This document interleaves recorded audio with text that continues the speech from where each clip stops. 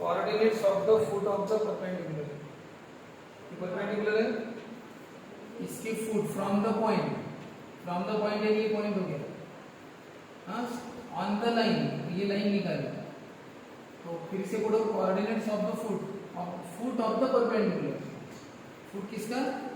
Perpendicular, तो perpendicular का ये फुट है और इस फुट के क्या कोऑर्डिनेट्स, ये आपको पूछा उन्होंने, कहाँ से ये परपेंडिकुलर, फ्रॉम द पॉइंट, इस पॉइंट से ऑन द लाइन, इस लाइन पर, ये लाइन है, ये पॉइंट, इस पॉइंट से इस लाइन पर जो परपेंडिकुलर है उसके वो जो फुट ऑफ द परपेंडिकुलर का जो फुट है, उस फुट की क्या पूछा है आपको, कोऑर्डिनेट, उसको बोलते हैं फुट, उसके कोऑर्डिनेट पूछा। 4 ऑप्शन दिए आपको। अब एक बात बताओ, ये जो फुट है यानी पॉइंट एम, ये जैसे परपेंडिकुलर पर है वैसे ये पॉइंट लाइन पर भी आ जाए। अगर पॉइंट लाइन पर है तो लाइन को क्या करेगा, सेटिस्फाई, लाइन को सेटिस्फाई करेगा ना इसके कोऑर्डिनेट। 4 ऑप्शन दिए, ये जो कोऑर्डिनेट है एक्स वाई जेड,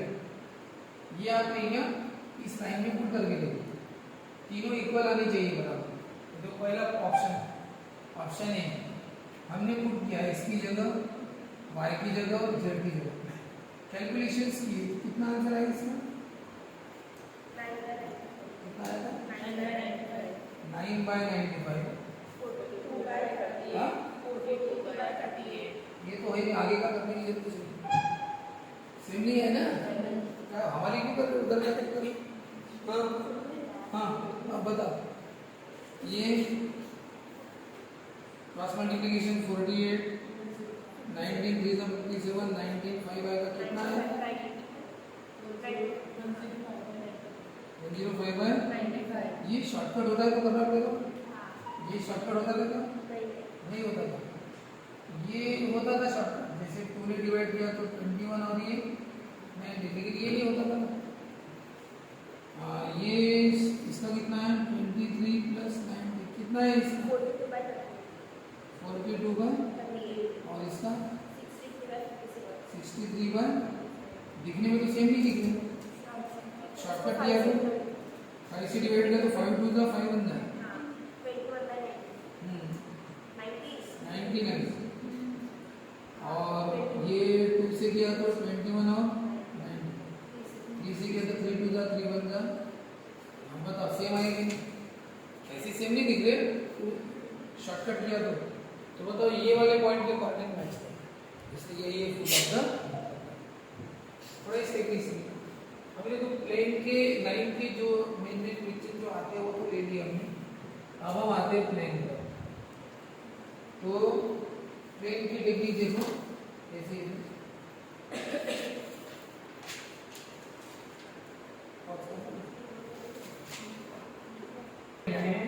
प्लेन के इक्वेशन के बारे में, ठीक है, प्लेन की इक्वेशन के बारे में, प्लेन का इक्वेशन कैसा है, देखो प्लेन में एक पॉइंट है, ये पॉइंट एक्चुअली इसमें प्लेन पर है, अब ये पॉइंट प्लेन पर है तो उसके कोऑर्डिनेट आ गए प्लेन पर, अगर कार्टेशियन बोलोगे तो x1 y1 z1, और वेक्टर बोलोगे तो वेक्टर ही, ये हो गया प्लेन का एक पॉइंट, जैसे लाइन पर पॉइंट रहता था वैसे इस पर पॉइंट है, प्लेन पर भी पॉइंट, लाइन पर भी रहता था पॉइंट, प्लेन पर भी पॉइंट। अब लाइन में क्या होता था, पैरेलल वेक्टर रहती थी, पैरेलल वेक्टर में ABC डायरेक्शन रेशियो रहता था पैरेलल वाले, इसमें लेकिन परपेंडिकुलर वेक्टर, और इसमें जो ABC डायरेक्शन रेशियो ये उसी के परपेंडिकुलर वेक्टर, यानी यहाँ पे परपेंडिकुलर वेक्टर रहता है, इसमें लाइन में कौन सा वेक्टर रहता है पैरेलल, ये फर्क है, दोनों में पॉइंट सेम है, ये प्लेन का पॉइंट और ये लाइन का, फर्क कहाँ पे, लाइन में पैरेलल वेक्टर रहता है तो उसके डायरेक्शन रेशियो तो रहते हैं ABC, इसके डायरेक्शन रेशियो पैरेलल वेक्टर, वो लाइन के भी रह सकते क्योंकि पैरेलल और लाइन ज्यादा चाहिए, तो डायरेक्शन रेशियो किसी के भी रहेगी, यहाँ पे वैसा नहीं है, यहाँ पे परपेंडिकुलर वेक्टर है और उसी के क्या है डायरेक्शन रेशियो,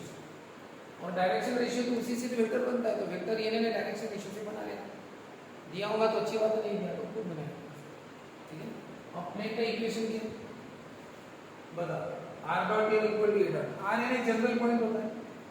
r यानी जनरल पॉइंट होता है, इसलिए उसके कोऑर्डिनेट वेक्टर क्या है, r जनरल पॉइंट है x y z, इसलिए उसका वेक्टर होता है x y z। आपको सिर्फ 2 बातें बतानी चाहिए, पॉइंट ए से वेक्टर ए बनाओ, पॉइंट ए से क्या बनेगा वेक्टर ए, क्या बनेगा x1 i y1 j और क्या बनेगा z1 ये पॉइंट ऐसे वेक्टर ही बनेगा ना। जरूरत कब पड़ेगी वेक्टर फॉर्म बनाना हो तो वेक्टर ए बनाना पड़ेगा, कार्टेशियन बनाना हो तो x1 y1 z1 चाहिए, तो डिपेंड करता है कौन सा फॉर्म। और क्या चाहिए परपेंडिकुलर वेक्टर, तो परपेंडिकुलर वेक्टर आईजे के में एबीसी से बनाएगा, अब उसकी जरूरत कहाँ पर पड़ती है वेक्टर फॉर्म में,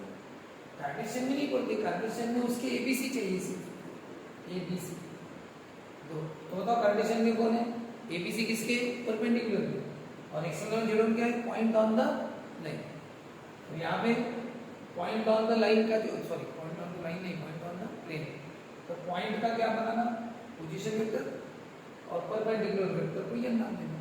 बस। अब बताओ लाइन में भी तो पॉइंट था, लाइन में भी पॉइंट है, लाइन में पहले वेक्टर था लाइन में परपेंडिकुलर। लाइन का फॉर्मूला क्या था r dot r equal to a plus lambda और प्लेन का फॉर्मूला ऐसा। तो लाइन में क्या होता था r के बराबर, बाकी सब उधर है, पॉइंट पहले आता था और लैम्डा के साथ पैरेलल वेक्टर होता था। प्लेन में क्या होता है r अकेला ले लेता, r के साथ कौन है परपेंडिकुलर वेक्टर और साथ में a डॉट है, इसका वेक्टर इसको डॉट और ये कार्टेशियन। तो बस इस तरह से हमें जाना है ये कौन सा फॉर्म हो गया प्लेन का वेक्टर फॉर्म, और ये कार्टेशियन। और एक फॉर्म रह गया नॉर्मल फॉर्म, कौन सा फॉर्म नॉर्मल फॉर्म बोलते r डॉट n क्या पाता है, यानी वेक्टर n की जगह क्या आता है n क्या, ये n क्या क्या है n और n क्या क्या फर्क है, n क्या क्या है where n क्या is the यूनिट वेक्टर। लेकिन ये भी बात याद रखना ये n क्या यूनिट वेक्टर है, ठीक है। और क्या यूनिट वेक्टर किसके इसके ऊपर से जा रहा है, ये यूनिट वेक्टर लेकिन किसके ऊपर से जा रहा है परपेंडिकुलर के ऊपर से ना, unit vector along the unit vector के अलोंग द यूनिट वेक्टर क्या इस पर है क्या नहीं, अलोंग द परपेंडिकुलर, इसका मतलब वो यूनिट वेक्टर भी कैसा है परपेंडिकुलर। और दूसरी बात p क्या है, p है length of the plane, length of the perpendicular from the origin, length की जगह डिस्टेंस भी दे सकते, distance of the plane, distance of the plane from the origin. इसकी फिगर निकाल के तो ये ऐसे, ये है यूनिट ये n क्या, और यहाँ पे आपको ओरिजिन लिखना पड़ेगा, यानी प्लेन का ओरिजिन से डिस्टेंस, और इस डिस्टेंस को p बोलते हैं, इस डिस्टेंस को और याद रखना कहाँ से डिस्टेंस ओरिजिन से, ओरिजिन से अगर प्लेन का डिस्टेंस है तो उसको p बोलते हैं, उसी क्या बोलते हो p। और n क्या बने वो जो परपेंडिकुलर डिस्टेंस है उसका यूनिट वेक्टर, इसको बोलते हैं नॉर्मल फॉर्म। अब वेक्टर जनरली नॉर्मल फॉर्म में नहीं आता, वेक्टर ऐसा आता है, वेक्टर में r के बाद यूनिट वेक्टर नहीं आता, क्या है r के बाद वेक्टर n आता है, जनरल वेक्टर आता है। r के बाद अगर यूनिट वेक्टर आया तो नॉर्मल फॉर्म, और r के बाद सादा वेक्टर आया तो vector form, general vector form. कैसे पहचानोगे, n और n क्या पहचान में आता है, यूनिट वेक्टर दिखता है, यानी जैसे अगर मैं i के सामने i प्लस 2j प्लस 3 के किया तो समझ जाना कि r डॉट ये नहीं है, ये n क्या नहीं है, कैसे क्या n क्या मैंने क्या होता है यूनिट वेक्टर नहीं है, सब कैसे क्या नहीं, यूनिट वेक्टर का मैग्नीट्यूड कितना आता है 1 आता है, इसका मैग्नीट्यूड 1 है क्या, 1 स्क्वायर 2 स्क्वायर 3 स्क्वायर 1 होता है क्या नहीं, इसका मैग्नीट्यूड 1 नहीं, यानी ये n क्या नहीं है, को नहीं है, ठीक है। अगर ये है तो कौन सा फॉर्म है, जनरल वेक्टर फॉर्म है। और अगर इसके नीचे कुछ रहा 9 + 4 13 अगर ऐसा √14 2/√14 3/√14 1/√14 है 2/√14 j 3/√14 k, अब बोलना ये r डॉट n क्या है, क्यों क्योंकि ये 1/√14 i 2/√14 j 3/√14 ये है यूनिट r के साथ यूनिट वेक्टर है तो बोले ये तो नॉर्मल फॉर्म, अगर नॉर्मल फॉर्म में तो सामने जो दिया होगा इक्वल टू के बाद समझना कि ये क्या है, distance of the plane from the, और अगर जैसे कि देखो r dot i plus 2j plus 3k equal to 6 है, r डॉट 1 बाय रूट 14 है, 2 by root 14j 3 by root 14k equal to suppose 5 है। दोनों में फर्क क्या है, ये क्या है, इसके सामने लिखना, इसके नीचे लिखना लगे तो r dot n equal to d, r dot n equal to क्या d, यानी a डॉट n को मैंने d बोल दिया, d यानी कोई डिस्टेंस कुछ नहीं है, एक सिंपल नंबर है, ठीक है। और ये क्या है, r dot n cap equal to ये n कैप है, और अब बताओ अगर ये n कैप है तो n कैप में क्या रहता पता है, n कैप मैंने यूनिट वेक्टर को बताओ, इसको क्या बोलते हैं, इसको बोलते हैं एलिमेंट, क्या बोलते हैं, आपको याद है ना, यूनिट वेक्टर में क्या रहता है एलिमेंट। और ये p यानी क्या है 5, p यानी distance of plane from the, ठीक है ना, distance of plane from the, यानी ये प्लेन का डिस्टेंस है ओरिजिन से 5। ये क्या है, यूनिट वेक्टर n क्या बटी ये कौन है एलिमेंट, और ये क्या है, ये अलग अलग सॉल्व करना, थोड़ा अलग अलग लिखना, क्या r dot n equal to d लिखना। तो बताओ अगर ये n है, यानी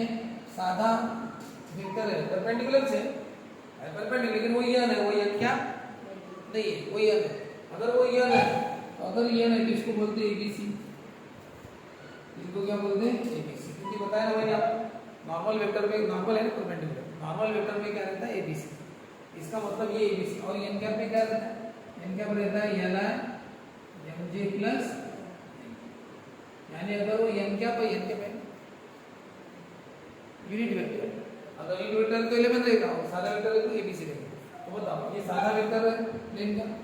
तो ये abc है 1 2 3, और ये नंबर 2 वाला कौन सा है, n कैप है,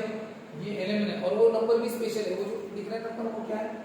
distance of plane from the, ये बात है, ये बताना चाहिए आएगा। तो एक काम करो, ये सब लिखो, निकल गए, हाँ नहीं, यहाँ तक लिखने के बाद फिर नंबर 1 में ये लिखना है, इसका डिटेल में लिखना है, r dot n equal to d, हाँ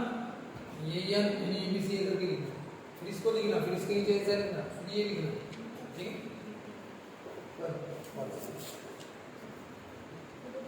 हमें प्लेन के इक्वेशन में पॉइंट ही चाहिए, लेकिन क्या चाहिए, परपेंडिकुलर वेक्टर, पॉइंट ए है, लेकिन अगर दो पैरेलल वेक्टर दिए, equation of plane passing through A,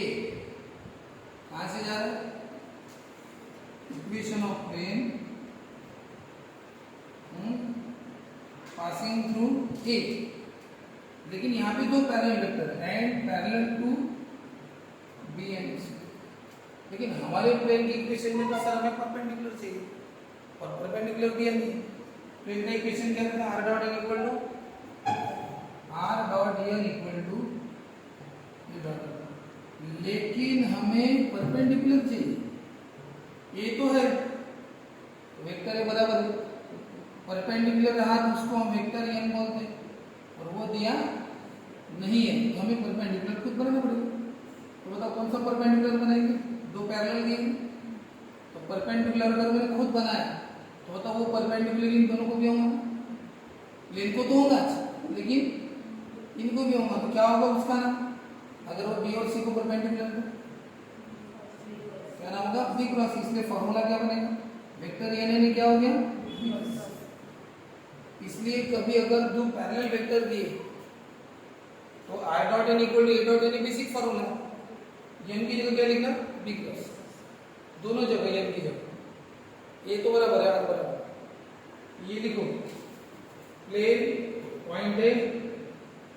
parallel to two vectors, है ना, equation of plane passing through a and parallel to b and c, ठीक है ना, इज ये बेसिक है, फिर इसके बाद सेम है। इसका एक पैरामीट्रिक फॉर्म भी है,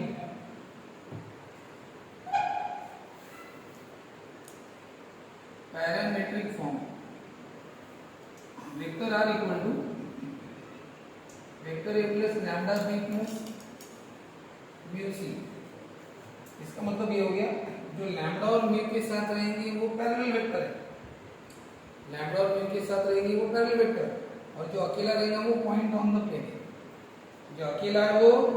पॉइंट ऑन द प्लेन, और जो दो वेक्टर दिख रहे हैं वो समझना कि कौन से वेक्टर है, ये पैरामीट्रिक फॉर्म। ठीक है, बस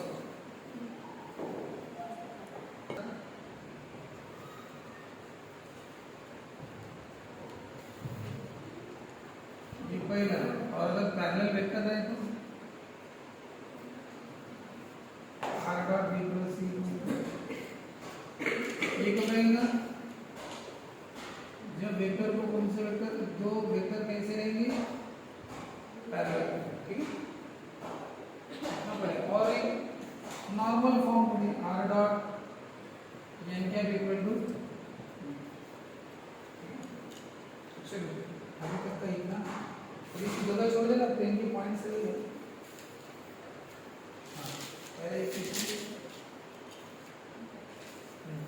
equation of the plane, here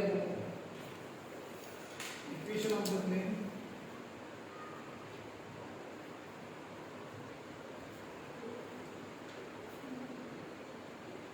passing through point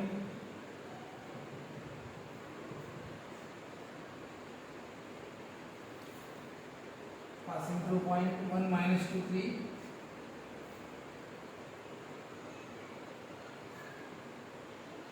and perpendicular to I plus 4j plus k, perpendicular to I plus 4j plus k, पर पासिंग थ्रू पॉइंट दिया है ना, सॉल्यूशन पासिंग थ्रू पॉइंट को ए बोलते हैं, चलो है ना, तो उसको वेक्टर ही बोलेंगे, और परपेंडिकुलर को क्या बोलते हैं, वेक्टर एन बोलते हैं। तो प्लेन का इक्वेशन क्या, r dot n equal to r dot n कौन सा है, r प्लस 4j, और a डॉट इन के देख के कर लो, 1 into 1 4 to the 8 3 1 the 3, कितना है 4 minus 4। ये हो गया इक्वेशन ऑफ प्लेन। देखिए ना, याद रखना, अगर ये इक्वेशन ऑफ प्लेन आपको कार्टेशियन में दिया होगा तो ऑप्शंस में, तो कार्टेशियन में दिया होगा तो बताओ क्या है, ए कार्टेशियन में दिया होगा तो a x minus x1 b y1 c z minus z1 equal to 0। तुरंत लिख देना एबीसी। एबीसी किसे बोलते हैं, जो परपेंडिकुलर वेक्टर रहता है उसी में कौन रहता है, एबीसी। तो ये परपेंडिकुलर वेक्टर ए की 1 है, बी की 4 है, और सी की कितनी है 1 है, हो गया एबीसी। और ये पॉइंट को बोलते हैं, पॉइंट है ना, इनको बोलते हैं x1 y1 z1। x1 plus 1 है तो -1, -2 है तो +2, और +3 है तो, फिर कैलकुलेशन करो, 4y plus 8 z minus 3 equal to 0, x plus 4y plus z, और ये होगा 4। क्या करना, आप इसी से डायरेक्ट बना सकते हो, ध्यान से सुनो, कार्टेशियन बनाया ना, इसी से तुरंत क्या बना लेना, ये वेक्टर बनाया ना, तुरंत कार्टेशियन। कैसे, इसकी प्रैक्टिस ले लेते हैं। अगर ये i minus i plus 4j plus 7k equal to 3 है, ये वेक्टर है, बस इनको आई जे के लगा दो, ये एक्स वाई जेड लगा दो, ये 1x ये 2 ले दो, 2x plus 4y plus 7z लगाए इक्वल टू 3, यानी उसी से तुरंत क्या बनाया, कार्टेशियन। ये पहला। दूसरा, और अगर कार्टेशियन है तो x minus 4y plus 7z equal to 8 है, तो तुरंत उसका क्या बनाओ, वेक्टर। जैसे r डॉट बोलो, ये 1i minus 4j 7 equal to, तो बस x y z रहे तो उनको i j के लगा देना, और i j के रहे तो x y z। उन्हीं को अपने आप क्या बन जाएगा, कार्टेशियन और वेक्टर। जैसे ये बन गया था क्या, वेक्टर। तो अगर कार्टेशियन पूछा ना तो ये करना चाहिए, कार्टेशियन पूछा डायरेक्ट ये पॉइंट है तो x1 y1 z1 और ये वेक्टर एन जो है अभी बताया मैंने परपेंडिकुलर में जे बी से रहता है, तो ये परपेंडिकुलर ये बी सी है, ये डायरेक्ट करना है। वो पूछा तो वो डायरेक्ट, ठीक है। ऐसा गलती से ये कर दिया, समझ गए ना।